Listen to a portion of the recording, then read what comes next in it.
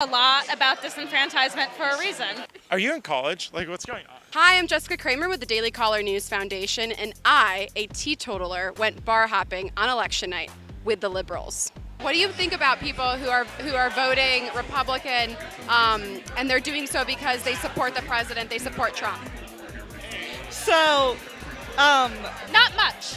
I think Trump treats people like trash, and I would rather see somebody who represents a party and an ideal that treats people with respect, and I don't think he really conveys that. I do have friends that do vote for Trump, and they come from conservative Republican families. Any other comments?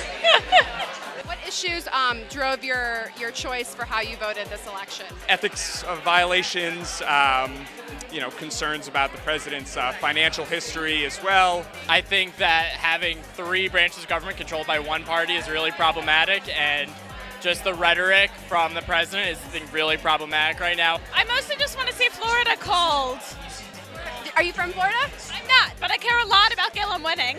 I would have to, the big ones are immigration, gun control, abortion. We're talking about what?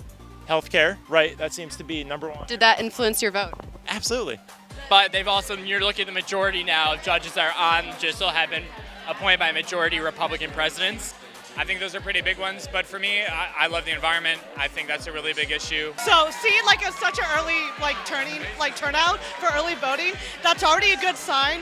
Whether it's Democrat or Republican, that's another story. Having some sort of checks and balances back into our system, I think, is critical right now. It seems like a lot of people are either voting if they are in favor of Trump's agenda or if they're against Trump's agenda. I think that is well within their right. I would respectfully disagree. It's incredibly important for the next 2 years of the Trump administration to have a Democratic Congress that can check the administration's various policy initiatives. I think there's a lot of groupthink in DC, and that people need to be more confident in their own politics and not what everyone else is doing.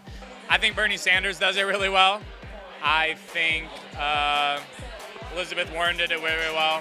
I think Barack Obama did it really well. I don't think that doesn't mean you're a Republican or Democrat. It just means that you care for other people. If I hear somebody voted for Trump or they voted for Republican, honestly, my first reaction is joy. I'm happy that somebody voted for something they believe in. That I do not support or agree with, and frankly, which I don't think a majority of Americans agree with.